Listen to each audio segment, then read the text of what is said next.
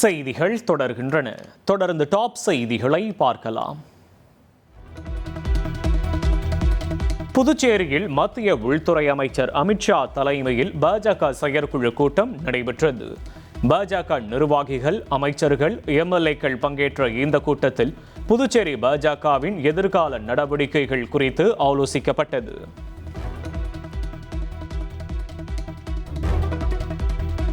புதுச்சேரியில் பாஜகவின் தேசிய கொடி அணிவகுப்பு பேரணியை மத்திய உள்துறை அமைச்சர் அமித்ஷா தொடங்கி வைத்தார்.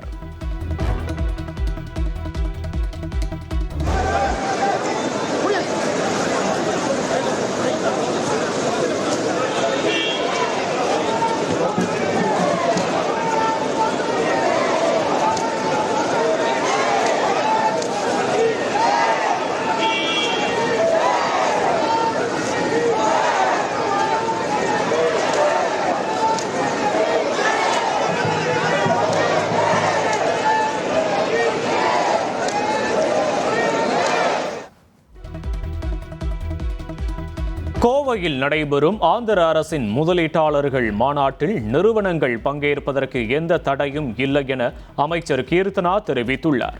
நிறுவனங்கள் பங்கேற்பதை தடுக்க அறிவுறுத்தப்பட்டதாக வெளியான தகவலில் எந்த உண்மையும் இல்லை என்றும் அவர் விளக்கமளித்தார்.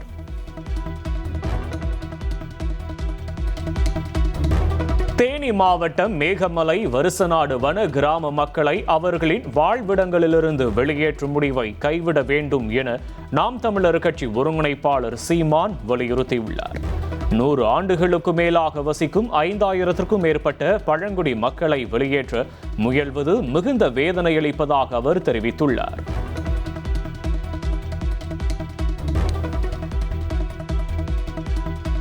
சென்னை உயர்நீதிமன்றத்திற்கு புதிதாக நியமிக்கப்பட்ட 15 நீதிபதிகள் பதவியேற்றுக் கொண்டனர்.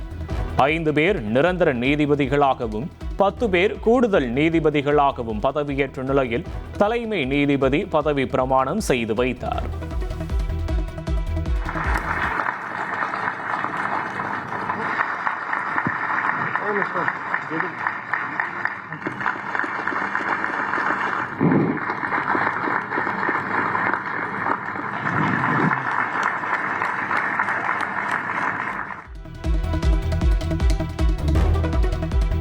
சென்னை எழும்பூரில் உள்ள ராஜரத்ன மைதானத்தில் கனமழைக்கு மத்தியிலும் பரதநாட்டிய நிகழ்ச்சி அரங்கேற்றப்பட்டது. சுமார் 350க்கும் மேற்பட்ட நாட்டிய மாணவிகள் திறந்தவெளி மைதானத்தில் 45 நிமிடங்கள் தொடர்ந்து நடனமாடி சாதனை படைத்தனர். கொடைக்கானல் மற்றும் சுற்றுவட்டார பகுதிகளில் 1 மணி நேரத்திற்கு மேலாக கனமழை வெளுத்து வாங்கியது. கொட்டி தீர்த்த மழையால் பொதுமக்கள் மற்றும் சுற்றுலா பயணிகள் மகிழ்ச்சி அடைந்தனர்.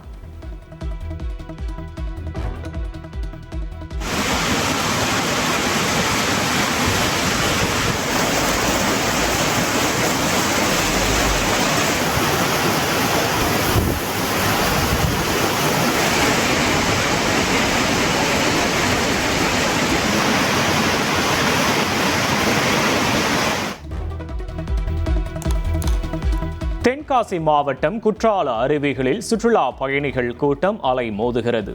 கடந்த சில தினங்களாக தொடர்ந்து சாரல் மழை பெய்து வருவதால் அனைத்து அருவிகளிலும் தண்ணீர் வரத்து சீராக உள்ளது. குற்றால மெயினருவி, ஐந்தருவி, பழைய குற்றால அருவி, சிற்றருவி மற்றும் புலியருவி உள்ளிட்ட அருவிகளில் தண்ணீர் ஆர்ப்பரித்து கொட்டி வருகிறது.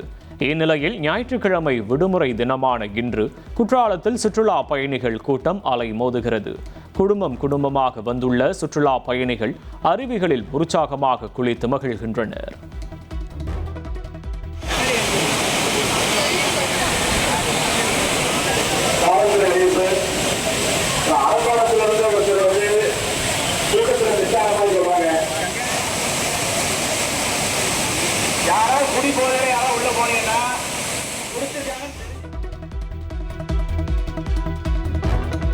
கன்னியாகுமரி மாவட்டத்தின் முக்கிய சுற்றுலா தலங்களில் ஒன்றான திருப்பரப்பு அருவியில் ஞாயிறு விடுமுறை தினத்தை முன்னிட்டு தமிழகம் மற்றும் கேரளாவிலிருந்து ஏராளமான சுற்றுலா பயணிகள் குவிந்தனர். அருவியில் மிதமான தண்ணீர் கொட்டுவதால் குடும்பத்துடனும் நண்பர்களுடனும் வந்த பயணிகள் நீண்ட நேரம் நீராடி மகிழ்ந்தனர். மேலும் அருவி பகுதியில் அமைந்துள்ள சிறுவர் பூங்கா மற்றும் நீச்சல் குளங்களிலும் பயணிகள் நேரத்தை செலவிட்டு இயற்கை அழகை ரசித்து புகைப்படங்கள் எடுத்து மகிழ்ந்தனர்.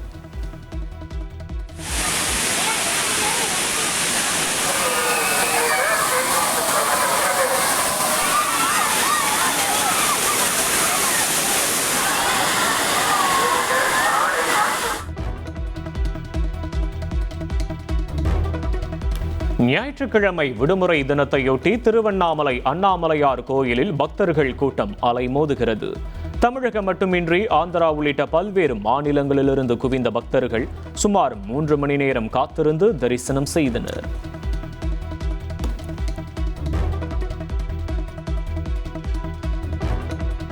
தூத்துக்குடி அருகே சுங்கச்சாவடியில் விஐபி பாதையில் செல்ல முயன்ற காரை மறித்த ஊழியர்கள் தாக்கப்பட்ட சம்பவம் பரபரப்பை ஏற்படுத்தியுள்ளது. விஐபி பாதையில் செல்லக்கூடாது என கூறிய சுங்கச்சாவடி பணியாளர்களை கொடூரமாக தாக்கிய வீடியோ சமூக வலைதளங்களில் பரவி வருகிறது.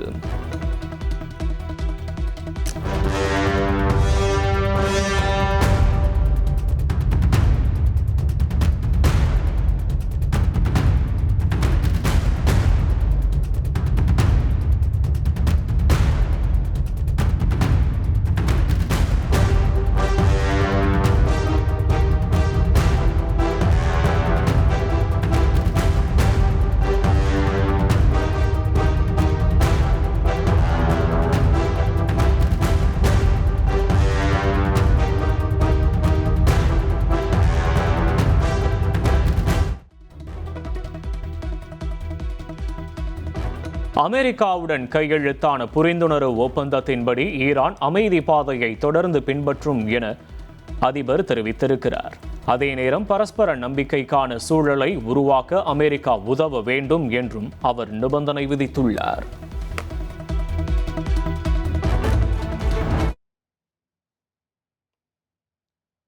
இந்திய கிரிக்கெட் வீரர் யசஸ்வி ஜெய்ஸ்வாலை காதலிப்பதாக பரவி வந்த வதந்திகளுக்கு நடிகை மிருணாள் தாக்கூர் காட்டமாக பதிலளித்து முற்றுப்புள்ளி வைத்துள்ளார். மும்பை கஃபே ஒன்றிலிருந்து இருவரும் வெளியேறியதாக வீடியோ வைரலான நிலையில் வதந்திகளை நம்பாதீர்கள் என அவர் விளக்கமளித்துள்ளார். சென்னையில் நிலவிய மோசமான வானிலை காரணமாக மத்திய உள்துறை அமைச்சர் அமித்ஷாவின் ஹெலிகாப்டர் தாம்பரம் விமானப்படை தளத்தில் அவசரமாக தரையிறக்கப்பட்டது. சென்னையில் காற்றுடன் கனமழை பெய்ததால் புதுச்சேரியிலிருந்து அமித்ஷா வந்த ஹெலிகாப்டரை விமான நிலைய பகுதியில் தரையிறக்க முடியாமல் போனது. மேலும் 6 விமானங்கள் தரையிறங்க முடியாமல் வானில் வட்டமடித்ததால் பரபரப்பு ஏற்பட்டது. மழை நீடித்த நிலையில் தாம்பரத்திலிருந்து கார் மூலம் விமான நிலையம் வந்த அமித்ஷா தனி விமானம் மூலம் டெல்லிக்கு புறப்பட்டார். மோசமான வானிலை காரணமாக அமித்ஷாவின் டெல்லி பயணத்தில் சுமார் 2 மணி நேரம் தாமதம் ஏற்பட்டது.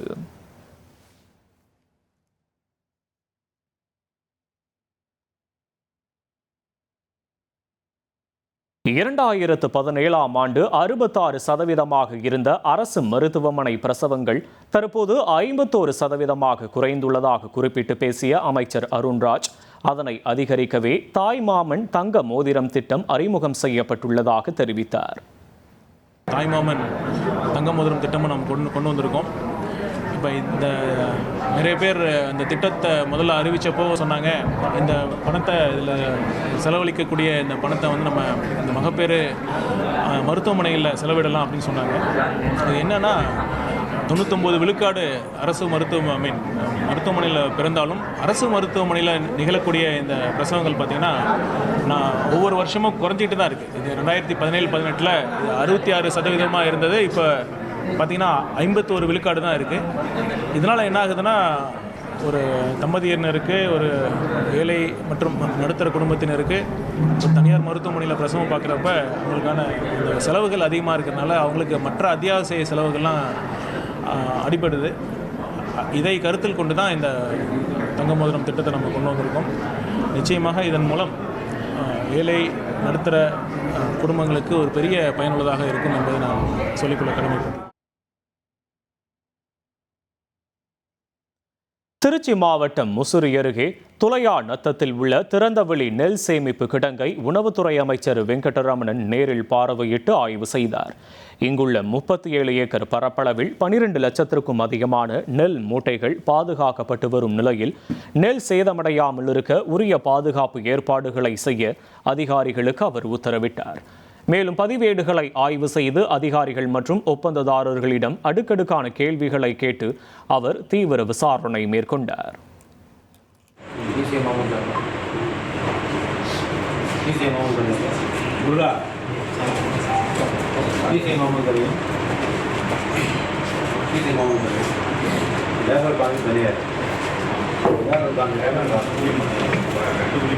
நீங்கள் சொன்னது லேபர் கான்ட்ராக்ட் கவர்மெண்ட்லேருந்து பே பண்ணுறோமா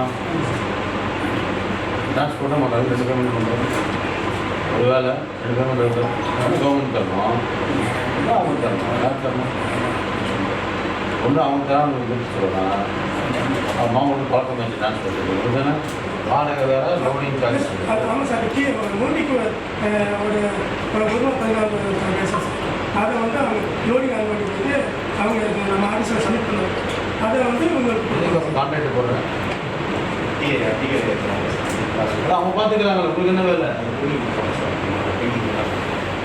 இப்போ வேலையே இல்லையே. லாரி முடிஞ்சு வச்சு லாரி காமௌண்ட் உள்ளே வந்தால் ரெசிப்ட் என்ட்ரி போட்டாச்சுன்னா வேலை அப்படி முடியலவா?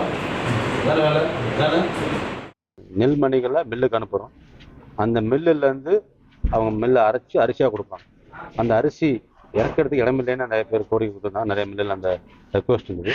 இந்த மாதிரி புது குடோன்லாம் ஆரம்பித்து அந்த குடோனில் கவர்டு குடோனில் இந்த நெல்லெல்லாம் இறக்கி வச்சு இந்த அரிசிலாம் இறக்கி வச்சுட்டு இங்கே இருக்கிற நெல்லில் உடனே அரிசி ஆலைகளை கொடுத்து அரைக்கிறதுக்கும் டெல்டா மாவட்டங்களில் சில பகுதி மாவட்டங்கள் எங்கெல்லாம் தேக்கமாக இருக்கோ அந்த நெல்மணிகளை இந்த மாதிரி எங்கே அவைலபிள் இருக்கோ அந்த இடங்களுக்கு அனுப்புறதுக்காக நடவடிக்கை பார்த்துட்டு. கோவை மாவட்டம் மேட்டுப்பாளையம் அருகே 300 அடி பள்ளத்தில் கார் கவிழ்ந்து ஏற்பட்ட கோர விபத்தில் பெண் உட்பட 3 பேர் பலியாகினர். காரமடையை அடுத்துள்ள மத்தம்பாளையம் பகுதியில் வசித்து வந்த போஜன், ராஜ்கண்ணன், ராதிகா ஆகிய மூவரும் நீலகிரியில் துக்க நிகழ்வுக்கு சென்றுவிட்டு காரில் வீடு திரும்பியுள்ளனர். அப்போது முள்ளிவனத்துறை சோதனை சாவடி பகுதியில் பெரும் பள்ளம் அருகே கட்டுப்பாட்டை இழந்த கார் 300 அடி பள்ளத்தில் கவிழ்ந்து விபத்திற்குள்ளானது. இந்த விபத்தில் பெண் உட்பட 3 பேர் சம்பவ இடத்திலேயே பரிதாபமாக உயிரிழந்தனர். தகவல் அறிந்து வந்த காரமடை போலீசார் மற்றும் வனத்துறையினர் உடல்களை கைப்பற்றி பிரேத பரிசோதனைக்காக மேட்டுப்பாளையம் அரசு மருத்துவமனைக்கு அனுப்பி வைத்தனர். இச்சம்பவம் குறித்து வழக்கு பதிவு செய்து விசாரணை நடத்தப்பட்டு வருகிறது.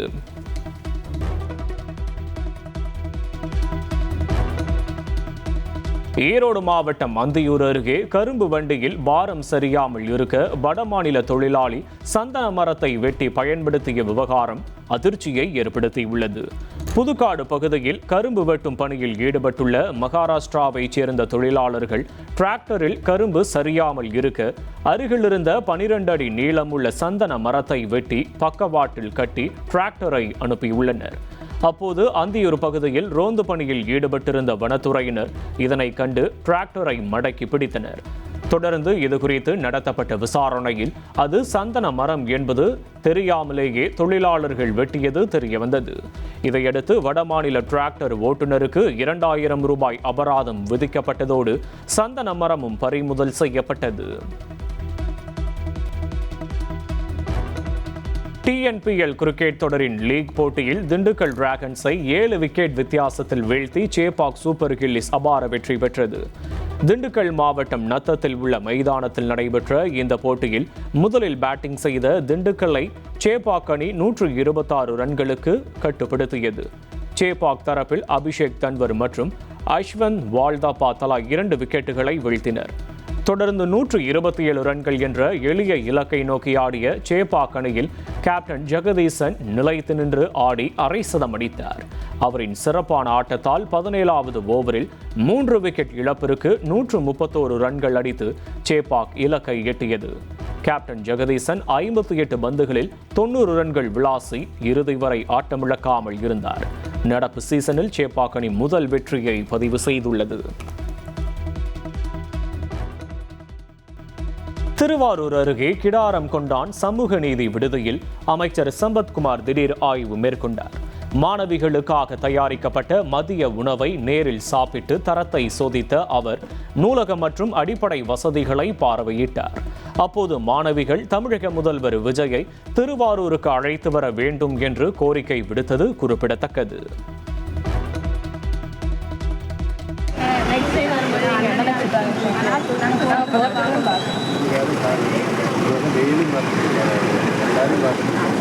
டெய்லி பார்த்துட்டு இப்போ முதல் மாதிரியா டெய்லி நீங்கள் பார்க்குறீங்க பார்க்குறீங்க ரெஸ்பான்சிபிலிட்டி இருக்குது. அதை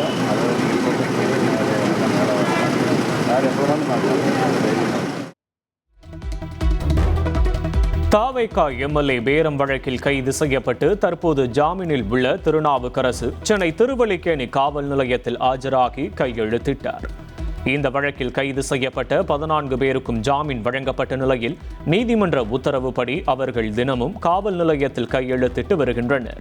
பின்னர் செய்தியாளர்களிடம் பேசிய திருநாவுக்கரசு உண்மையும் தர்மமும் ஒரு நாள் வெல்லும் என்றார்.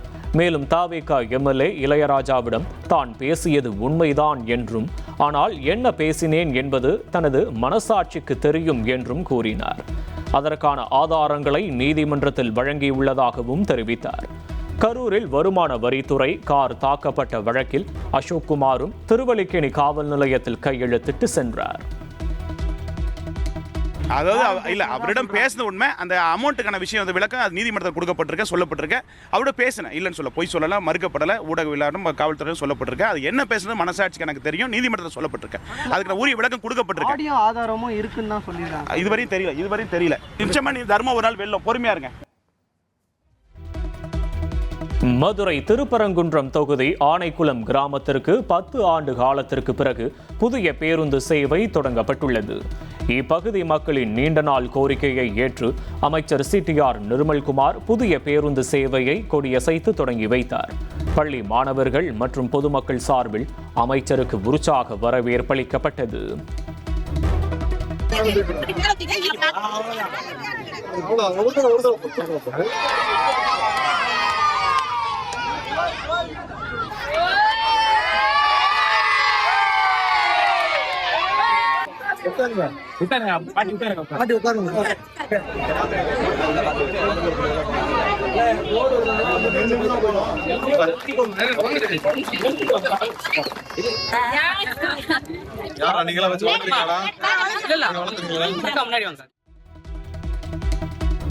அதிமுகவிலிருந்து விலகி தாவேகாவில் இணைந்த எம்எல்ஏக்களுக்கு புதிய பதவிகள் வழங்கப்பட்டதை விளாத்திக்குளம் திமுக எம்எல்ஏ மார்க்கண்டேயன் விமர்சித்துள்ளார். பணம் கொடுப்பதும் ஒன்று, பதவி கொடுப்பதும் ஒன்றுதான் என்றும் ஏதோ ஒரு விஷயத்தில் நாங்கள் கொடுக்கிறோம் என்றாலே அது கையூடாக தான் கருத முடியும் என்றும் அவர் கூறியுள்ளார். சென்னை உயர்நீதிமன்றத்திற்கு புதிதாக நியமிக்கப்பட்ட 15 நீதிபதிகள் பதவியேற்றுக் கொண்டனர். அவர்களுக்கு தலைமை நீதிபதி பதவி பிரமாணம் செய்து வைத்தார். புதிதாக நியமிக்கப்பட்டுள்ள 15 நீதிபதிகளுடன் சேர்த்து நீதிபதிகளின் எண்ணிக்கை 66ஆக உயர்ந்துள்ளது. நீலகிரி மாவட்டம் கூடலூர் ஓவேரி பகுதியில் தண்ணீர் திறக்க சென்ற 65 வயதான பாலகிருஷ்ணன் என்பவர் புலி தாக்கியதில் கொல்லப்பட்டார். இதனால் ஆத்திரமடைந்த பொதுமக்கள் போராட்டத்தில் ஈடுபட்ட நிலையில் மனிதரை கொன்ற புலியை உடனடியாக கூண்டு வைத்து பிடிக்க வேண்டும் என்ற பொதுமக்களின் கோரிக்கை வலுத்ததை அடுத்து மோப்பநாய் மற்றும் ட்ரோன் கேமரா உதவியுடன் வனத்துறையினர் புலியை தேடும் பணியை தீவிரப்படுத்தியுள்ளனர். செங்கல்பட்டு மாவட்டம் கல்பாக்கம் அருகே வயல்வெளியில் அறுந்து கிடந்த மின்கம்பியை மிதித்த விவசாயி மின்சாரம் பாய்ந்து பரிதாபமாக உயிரிழந்தார். மின் வாரியத்தின் அலட்சியமே உயிரிழப்பிற்கு காரணம் என உறவினர்கள் குற்றம் சாட்டியுள்ள நிலையில் போலீசார் வழக்கு பதிவு செய்து விசாரணை நடத்தி வருகின்றனர். கள்ளக்குறிச்சி அருகே மின் பாதைக்காக மரங்கள் வெட்டப்பட்டால் பெண் விவசாயி கதறி அழுத சம்பவம் உருக்கத்தை ஏற்படுத்தியது. வடதொரசலூர் கிராமத்தைச் சேர்ந்தவர் விவசாயி செல்வி. கணவரை விபத்தில் இழந்த இவர் தனது மகனுடன் இணைந்து பண்ணையை பராமரித்து வந்தார். இந்நிலையில் தியாகதுருகம் பகுதியில் உயர் அழுத்த மின்கோபுரம் மற்றும் மின்பாதை அமைப்பதற்காக அவரது நிலத்திலிருந்த மரங்கள் வெட்டப்பட்டன. இதனை பார்த்து மரங்களை கட்டிப்பிடித்து விவசாயி செல்வி கதறி எழுந்தார். தொடர்ந்து அவரை போலீசார் அப்புறப்படுத்திய நிலையில் முறையான இழப்பீடோ அல்லது அறிவிப்போ இல்லாமல் மரங்கள் வெட்டப்பட்டதாக குற்றச்சாட்டு எழுந்துள்ளது.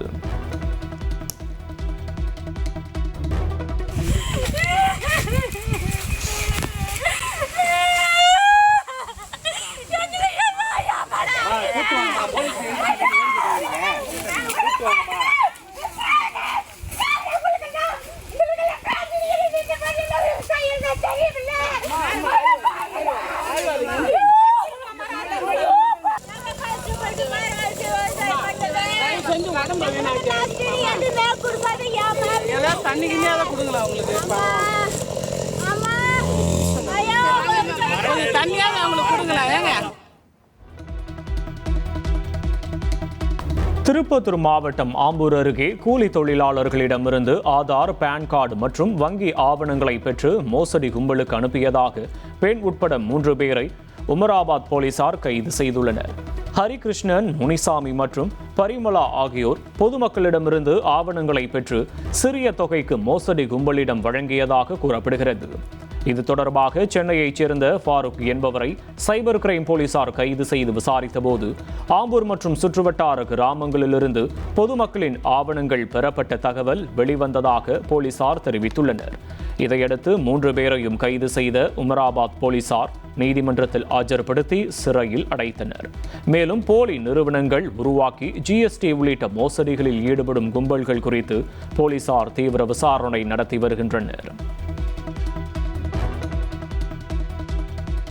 ஈரோடு மாவட்டம் அந்தியூர் வனப்பகுதியில் இறந்த சிறுத்தையை உயர் அதிகாரிகளுக்கு தெரிவிக்காமல் அப்புறப்படுத்திய 2 வன ஊழியர்கள் சஸ்பெண்ட் செய்யப்பட்டுள்ளனர். வன காப்பாளர் மைதிலி, வாட்டர் பிரவீன் ஆகிய இருவரும் சேர்ந்து 3 மாதங்களுக்கு முன் சடலமாக இருந்த சிறுத்தையின் உடலை எரித்துள்ளனர். இது தொடர்பாக இருவரையும் சஸ்பெண்ட் செய்த மாவட்ட வன அலுவலர் விளக்கமளிக்குமாறு வனவருக்கு நோட்டீஸ் அனுப்பியுள்ளார். நீலகிரி மாவட்டம் கூடலூர் அருகே உள்ள பாடந்துறை கனியம் வயல் கிராமத்தில் அதிகாலையில் உலா வந்த ஒற்றை யானையின் காட்சிகள் சிசிடிவி கேமராவில் பதிவாகியுள்ளன. இப்பகுதியில் தொடர்ந்து யானைகள் நுழைந்து வருவதால் வனத்துறையினர் இரவு நேர ரோந்து பணியை தீவிரப்படுத்த வேண்டும் என்று பொதுமக்கள் கோரிக்கை விடுத்துள்ளனர். திருவண்ணாமலை மாவட்டம் ஆரணி அருகே மாவட்ட ஆட்சியர் மற்றும் அரசு அதிகாரிகளை இன்ஸ்டாகிராமில் ஆபாச வார்த்தைகளால் திட்டி வீடியோ வெளியிட்ட முனிவேல் என்பவரை போலீசார் கைது செய்துள்ளனர். முனிவந்தாங்கல் கிராமத்தில் கால்வாய் பணிக்காக ஜேசிபி மூலம் பள்ளம் தோண்டியதை கண்டித்து ஆட்சியர் வந்தனா கார்க் மற்றும் வருவாய் அதிகாரிகளை இழிவுபடுத்தி அவர் வீடியோ பதிவிட்டுள்ளார். இதையடுத்து விஏஓ அளித்த புகாரின் பேரில் சந்தவாசல் போலீசார் 6 பிரிவுகளின் கீழ் வழக்கு பதிவு செய்து விசாரணை நடத்தி வருகின்றனர். சிவகாசியில் பட்டாசு தொழில் மற்றும் தொழிலாளர்கள் பாதுகாப்பு விழிப்புணர்வு மாரத்தான் நடைபெற்றுள்ளது. பட்டாசு தொழிலாளர்களின் பாதுகாப்பை வலியுறுத்தி நடைபெற்ற இந்த மாரத்தானில் ஆண்கள், பெண்கள், மாணவர்கள் என 10,000க்கும் மேற்பட்டோர் கலந்து கொண்டுள்ளனர்.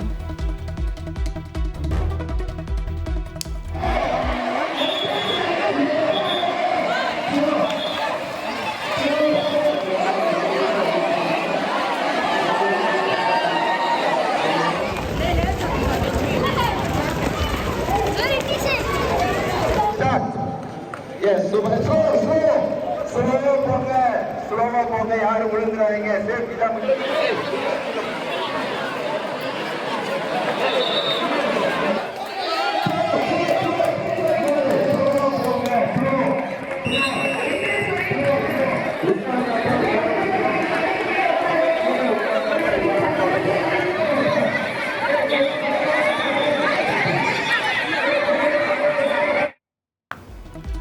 சென்னை திருவிக நகரில் தடை செய்யப்பட்ட மெத்தபட்டமைன் போதைப் பொருள் விற்பனையில் ஈடுபட்ட 3 இளைஞர்கள் கைது செய்யப்பட்டுள்ளனர்.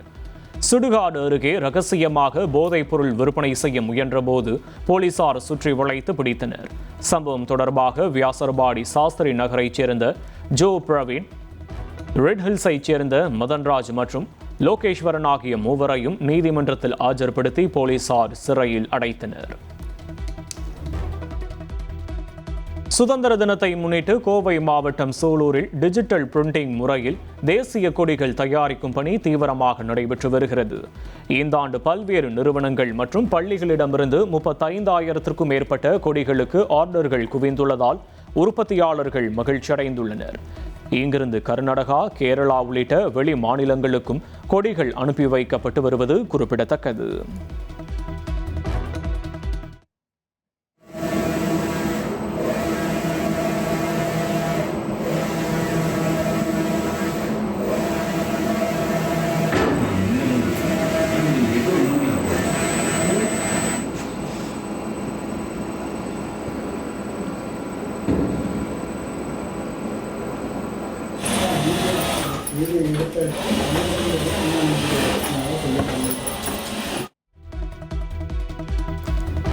வெப்பச்சலனம் காரணமாக காரைக்கால் மாவட்டத்தின் பல்வேறு பகுதிகளில் 1 மணி நேரத்திற்கு மேலாக இடி மின்னலுடன் கனமழை பெய்தது.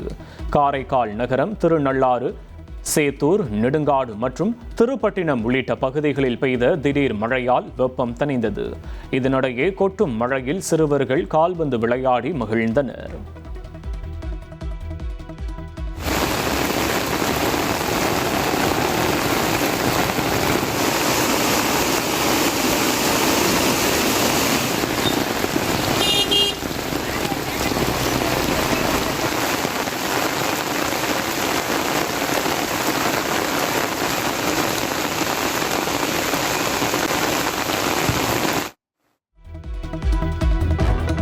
திருப்பூர் மாவட்டம் அவிநாசியில் ராக்காத்தம்மன் கோயிலின் பூட்டை உடைத்து அம்மன் கழுத்தில் இருந்த தங்க தாலிகள், வெள்ளி சங்கிலி திருடப்பட்ட சம்பவம் அதிர்ச்சியை ஏற்படுத்தியுள்ளது. இன்று வழக்கம் போல் கோயிலுக்கு வந்த அர்ச்சகர் கோயில் கதவு திறந்து கிடப்பதை கண்டு காவல்துறையினருக்கு தகவல் தெரிவித்துள்ளார். சம்பவ இடத்திற்கு விரைந்த கைரேகை நிபுணர்கள் மற்றும் அவிநாசி குற்றப்பிரிவு போலீசார் வழக்கு பதிவு செய்து தீவிர விசாரணை நடத்தி வருகின்றனர். அவிநாசி சட்டமன்ற உறுப்பினர் அலுவலகத்திற்கு அருகிலேயே அமைந்துள்ள கோயிலில் இந்த திருட்டு சம்பவம் நடந்துள்ளது அப்பகுதியில் பரபரப்பை ஏற்படுத்தியுள்ளது.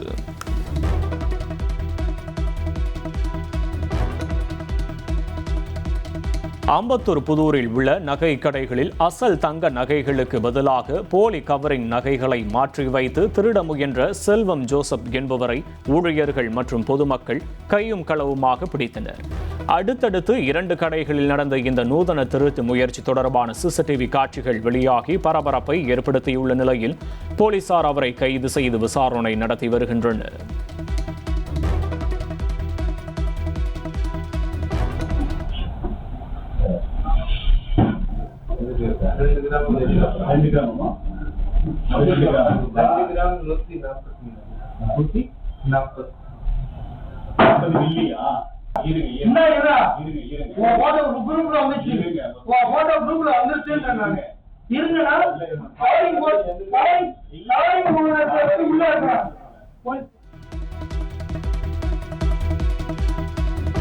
நீலகிரி மாவட்டம் ஊட்டியில் பூர்வ குடிமக்களின் சர்வதேச தின விழா விமரிசையாக கொண்டாடப்பட்டது.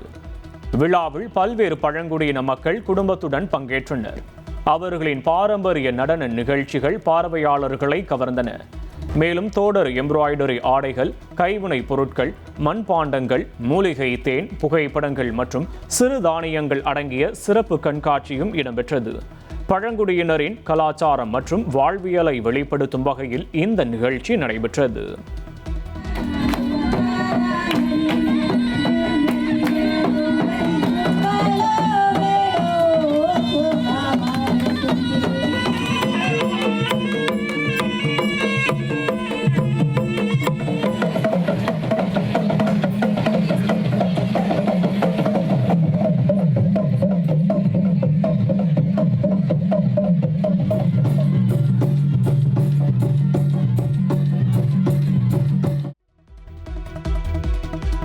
கோவை மாவட்டம் வால்பாறைக்கு 2 காரில் வந்த இளைஞர்கள் காரின் ஜன்னல் வழியே வெளியே அமர்ந்து கூச்சலிட்டவாறு ஆபத்தான முறையில் சாகசத்தில் ஈடுபட்டனர். விதிகளை மீறியவர்களுக்கு அபராதம் விதிக்கப்பட்ட நிலையில் சுற்றுலா பயணிகள் கவனமாக வாகனங்களை ஓட்ட வேண்டும் என காவல்துறை எச்சரித்துள்ளது.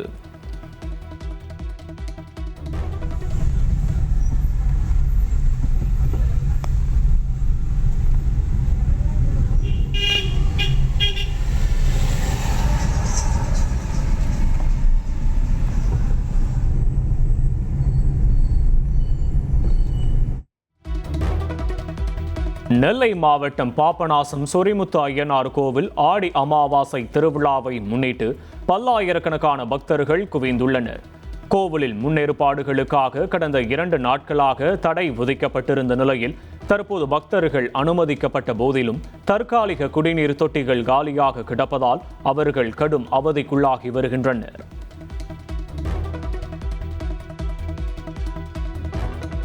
காஞ்சிபுரம் மாவட்டம் ஸ்ரீபெரும்புதூர் அருகே ஸ்ரீதேவி கொல்லாபுரி அம்மன் கோயிலில் ஆடி மாத 4வது வார விழா விமரிசையாக நடைபெற்றது.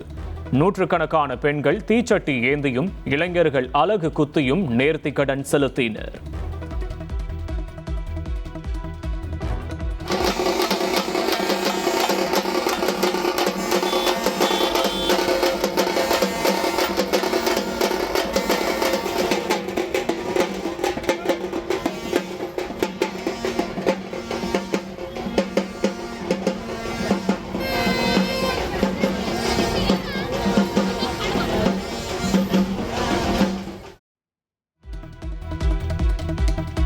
சிவகங்கை மன்னர் மேல்நிலைப் பள்ளியில் பாரம்பரிய விதைகளை பாதுகாக்கும் நோக்கில் விதை திருவிழா நடைபெற்றது.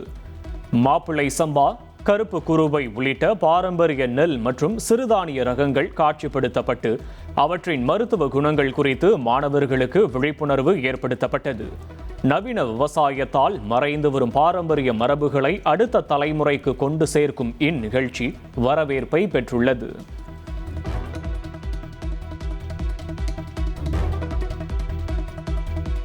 ஆஸ்திரேலியா சிட்னி நகரில் நடைபெற இருந்த கலை நிகழ்ச்சியில் பங்கேற்கவிருந்த நடிகர் மோகன்லால் உரிய காலத்தில் விசா கிடைக்காததால் செல்ல முடியாத சூழல் ஏற்பட்டுள்ளது. சிங்கப்பூரில் தங்கி விசாவுக்காக காத்திருந்தும் கிடைக்காததால் தாமே இதற்கு பொறுப்பேற்பதாக கூறிய அவர் நிகழ்ச்சியை காண நீண்ட தூரம் பயணம் செய்த ரசிகர்களிடம் மனப்பூர்வமாக மன்னிப்பு கேட்டதுடன் விரைவில் இதே கலைஞர்களுடன் பிரம்மாண்டமான நிகழ்ச்சி நடத்தப்படும் என்றும் உறுதியளித்துள்ளார்.